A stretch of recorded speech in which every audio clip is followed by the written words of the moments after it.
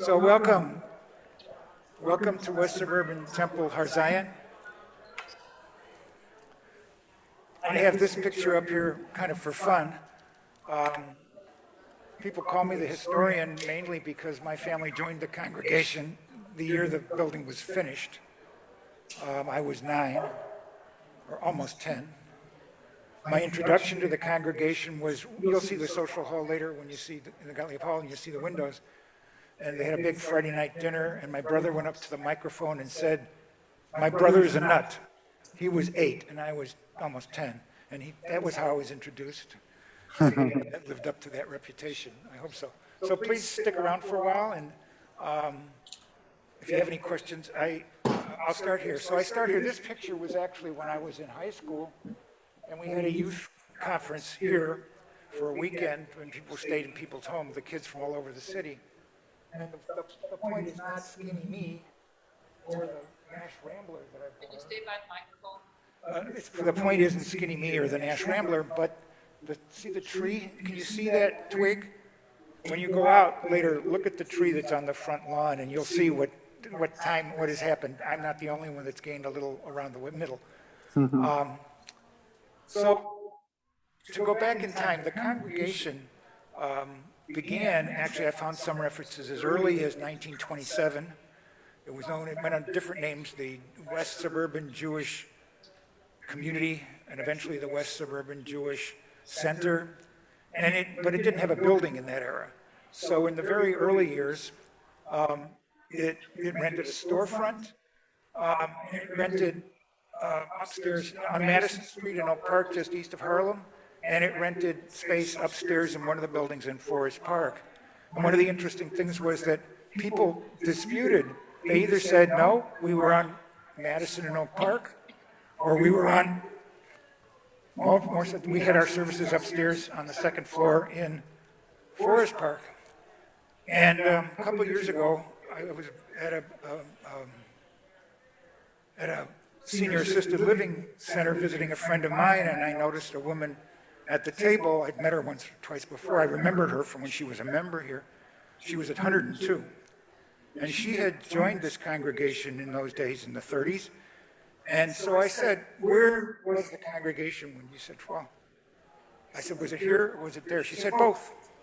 Because the Hebrew school for the kids and some daily prayer was east of Harlem in a kind of a storefront.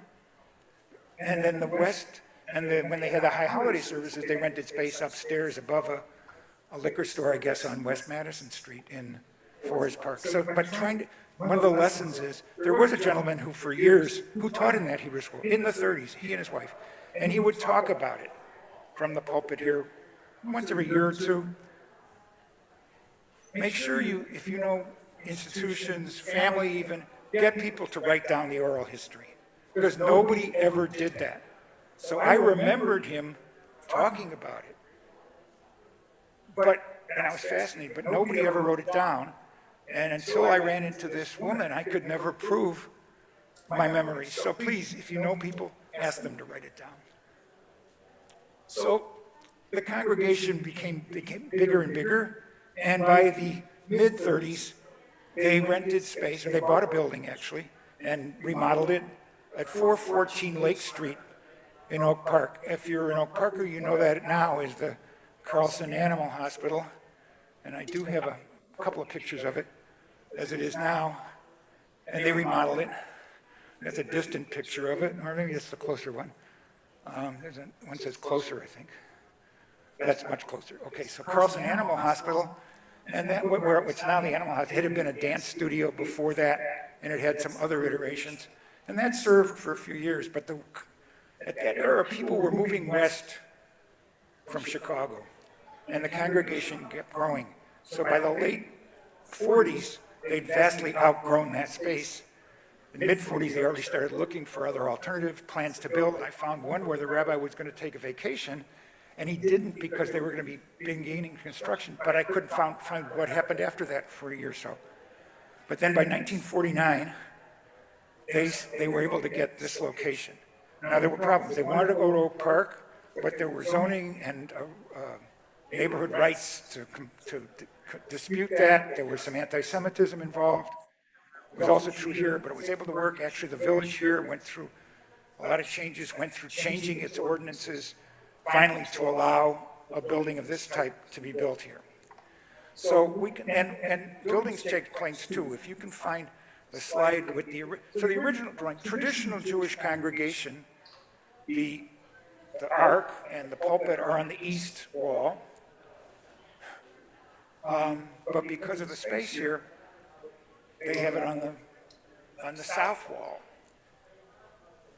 And what's interesting is we found, Michael found this earlier drawing, sketch, same architects who did the building, and it's the same space. I don't know if you can see, but the building is completely turned so that this sanctuary and the social hall, community hall, were on the north-south axis, so they were facing east-west. But even there, if that's north, what way is that facing? That's facing north. That's facing west. No, that's facing west, and so the sanctuary is still not facing east, right? Or am I misreading my directions? It depends. Yeah, and I think you're right. I think the synagogue is facing west, and perhaps the architects didn't really recognize the significance. Right, perhaps. Anyway, that whole floor plan, the basic layout stayed the same, but they flipped it. The social hall and all the moved to this whole structure switched and became north-south, and all the things you see to the left, the classrooms and the gallery and so forth, moved up where you see them now. You want to go to that other, can you find that other drawing? And if we see something interesting on the way, we'll stay. So the building started, that's what the building looks like. It still looks like that today. That was about 1955. And here's a drawing of the plan we have today. Pretty much the same. So as I said, they started building around 1950. The cornerstones up front says 1950. And they built this half of the space first. So some offices, some classrooms, library, and the congregation started to move in that period between probably 51, 52, and 53. By the time my family joined in 53, the entire building was complete. And so I never knew it in a prior configuration. Over the years, there were changes made, the biggest being about 30 years ago. We had a renovation project. I've joked before that we wanted to actually build a whole new wing out on that corner, but nobody wanted immortality enough to donate enough to put their name on it, so that didn't happen. But we did do a major renovation, and we lucked out again. Religious architecture, churches, synagogues, they all use the same palette of ideas. We interviewed many, many architects, and they all kind of talked the same language and had the same general ideas of what they wanted to do, so that was fine. And we went through a lot of drawings of what people had, but at the very end of the process, when people were almost sold on a different architect, one of the big benefactors who was going to help to underwrite the project discovered that John Thorpe, who is the architect who did the restoration of the Frank Lloyd Wright Home and Studio over here on Chicago Avenue, would be interested in the project. And the advantage of hiring him is he really respected the nature of the architecture of the building and the design of the building, so he maintained those things. We changed some finishes, we changed lighting, we did a lot of work on electricals and mechanical parts of the building, but he preserved the basic structure. We put in a library, we moved the library upstairs so we could have the preschool down here, which was very important. Now, it was interesting, if we went back to that black and white, and don't have to do it, in that black and white drawing, there was an area that said preschool, and then it said playground. Well, that wasn't in this drawing, and it didn't happen. And when I was president of the congregation, around 30 years ago or so, 35 years ago, we had a big talk about having a playground. And people said, no, no, no, it'll change the appearance of the building from the street. It'll interfere with the view of the windows, which you don't see from outside anyhow. And I'll go back to one thing I didn't mention. How can I go back to something I didn't say? No, don't. One of the things they decided, they wanted this sense of open space. First of all, it would bring light into the building, right, not here, but in the classrooms and in that space. When I was young, when I was a kid, it had clear glass windows in the social hall. Those 30-foot high windows were clear glass. When we had our dances when we were kids, and when we had parties and dinners and luncheons, it was all in that room. And it was clear. Actually, the bottom two panes were frosted glass for privacy, and then the rest was clear. But so over time, so I went away to college, and while I was gone, a major project had, and Marc Stopeck is going to tell you about the Gropper windows, which are really the pièce de résistance of the building. What's the Hebrew word for pièce de résistance, I wonder? Anyway, so I came back to discover these amazing windows, which really changed the character of the building. But of course, you're now sitting in the sanctuary, and you don't have the benefit of those gorgeous windows. There's the choir loft behind you, which hasn't had a choir in it for 30 years or so. It now serves as extra storage for the school, and it also serves as where we put in all our cameras and equipment for Zoom services. Services here on the holidays and on Shabbat are in person now again, but also on Zoom and on YouTube, and I think on Facebook too. So there's a wide reach, and the technique is beginning. Usually now we leave this pulpit, so that's the thing I was starting to say. So this pulpit, I can't move, the wall does. The wall is on tracks. This whole pulpit is on tracks. And when you go into the next room, look at the floor, and there are 3 places where you'll see that the tiles or the boards are rimmed with a little rail, just a little. You can tell that the tiles can be removed. Under those tiles are 3 rails, and this whole pulpit is on rails, and there's a motor that they turn on. It's not, you don't just flip the switch and do it. You have to take those boards out, and you have to plug an umbilical cord in for power and so forth and so on. But the pulpit can be moved to any position. Now, there are spots where there are spotlights, like there are where I'm standing, in addition to regular lights, and there's, I think, 3 other places. So if you move into those positions, then there are spotlights on the pulpit as well. But you can move them anywhere. And so now for Zoom, for years I wanted to have the ability to have people that were called up to the pulpit for an honor, to read, bar mitzvah. You'd have people who couldn't make the stairs, like me now. I wanted a way to have them come and read from the Torah here. In fact, I wanted to take the first half of this row and the first half of that row seating out, because we don't need it most weeks anyhow. But for Zoom, what they've done is move this pulpit back. So for the high holidays, which is the real reason it has that flexibility, you can more than double, almost triple the seating capacity. This room, as it's configured now, seats about 280. But you can more than triple it. With folding chairs, you can actually get it close to 1,000 people. But, and where was I? I just noticed I got a time signal. So you can move the back into any position. For Zoom, you now have the advantage. They have the first couple of windows showing. When it's back, you'll see these. That's possible. And can you flip? There's a picture of, it says Grossman, there's Gropper Hall, I don't know when. So it's also amazing space. My wedding was here. My daughter's bat mitzvah was in this room. And this is a celebration in the Gottlieb Hall, in the social hall. This is the buffet at my wedding. It was just an amazing, joyous place to have space. And I haven't talked about this room. Do I have time to talk about this room? Sure, go ahead. So let me just talk a little bit before the next presentation. I don't want to block the next presentation. So this space, in addition to being, this pulpit moves, there was a part of the major, long before the major renovation, there was a project that redid where the Torah scrolls are kept. And I can show you. Would you open the ark?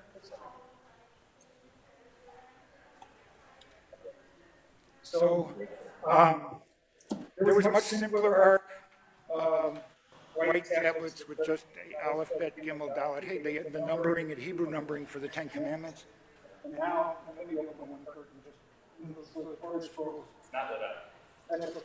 And the Torah scrolls are behind, and they're brought out. And I always wanted them brought down here for reading, so people didn't have to climb. Well, for Zoom, because you wanted to have protection, so there's a plastic shield here in front of the cantor. There was one time for the rabbi.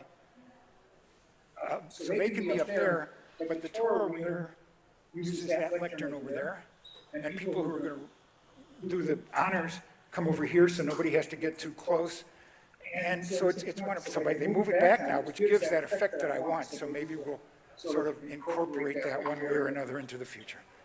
One of the things that I didn't know when I started to prepare for today, if you look up way above the eternal light, which is symbolic of the eternal light, above that it says in Hebrew, how goodly are thy tents, O Jacob, thy dwelling places, O Israel, which is a wonderful thing to have over a sanctuary.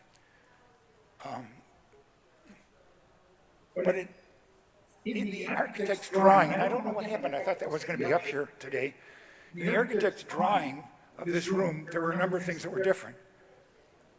Instead of having that, it had the Shema, Hear, O Israel, O Lord our God, the Lord our God, the Lord is one. And I don't know what the architectural decision was, why they changed the lettering, the name, the phrase that was up there, was probably in the board minutes. But in the materials we found this week preparing for today, I discovered that actually they were designed that you could remove those letters and change them for different holidays. You could have different, they never did it, but that was part of the plan. And there's other things. So the most traditional symbol of Judaism is a menorah, the seven-branched candelabra. This building was 50s, and there's a very 50s menorah over there. If you look at it, most of this building is kind of timeless. But that one over there is the one that was, but I always have to remind people to turn it on because it's a separate switch. And now, if I have a minute, I'll take any questions, but I'm getting the signal that somebody else wants to start his part of the program. So, yes? Is there any significance to the wood structure holding up the plane there? Well, okay, so that's oh, yes, there is. And boy, it represents the tribes. I remember knowing that. Each of those pillars, I think there's 12 pillars. I haven't counted them in 30 years, but yeah. And I didn't care for this, I'll be honest. When they put it in, I actually made a speech about replacing the old simple one, and somebody said, well, that was just temporary. I said the donors who gave it didn't think it was temporary. You know, how do you change a light bulb in a synagogue? Change? What do you mean change? And I think I've gotten very used to it now, but I thought it was so big for this space. But when you have it all the way back for the holidays, it's just the right proportions. So, you know, it depends on your vision, and you'll see the look of the building is very much the same. The biggest changes in the look of the building were the putting in of the windows. And now I talked about the playground was going out there, and I said there was objection. Well, now we have a huge playground out front. My grandkids went to preschool there. I wish we'd have had something like that when I was a kid, except that I lived quite a distance from here. Now I live 6 blocks. But anyway, so I thank you for your attention. If you have any other questions, I'm going to be hanging around, so I'll be glad to hear from you, whatever you want. Yes? Are you a rabbi? Pardon? Are you a rabbi? No, I'm not a rabbi. Somebody said I should have been a rabbi, and I said I can't afford to be a rabbi. And then I negotiated a rabbi's salary. I was wrong. But no, I was a government lawyer for 30 years. And now I'm a recovering attorney. Yes? So the original people who started the congregation, were they primarily people who moved the west side out west, or are they immigrants? They were both, some from the west side, and we had quite a number of industrialists or business people. One family was the Gottlieb family. They made pinball machines. Another family were Porter's drugs, a major drug manufacturers. There were lots of people with, so we had a lot of big money donors, the kind of families you don't see almost anywhere anymore. So there was a lot of that. There was quite a mix of ethnic Jewish backgrounds, not as diverse as we are now. Now, when we have our Zoom services, there's actually a fellow who comes on, is he from Uganda? Is it? Angola. Huh? Angola. From Angola, who joins the service. That's one of the wonderful things about Zoom. There's a lot of things I hate. I participate in classes hours and hours a week, and I'm tired of it, but there's wonderful things about Zoom, so people can be inclusive in ways we couldn't. But we have many more Latin American members. Our previous rabbi, back, was actually born in Argentina. You wouldn't know it when you listened to him. But he did the history, wrote a book, The History of Argentina, so he could open up to the Spanish-speaking community. So I'm going to have to, getting that book. So I want to thank you all, and if there's time later after Marc finishes, I'll be happy to answer any questions. So thank you very much. Okay, and now, well, now you have to learn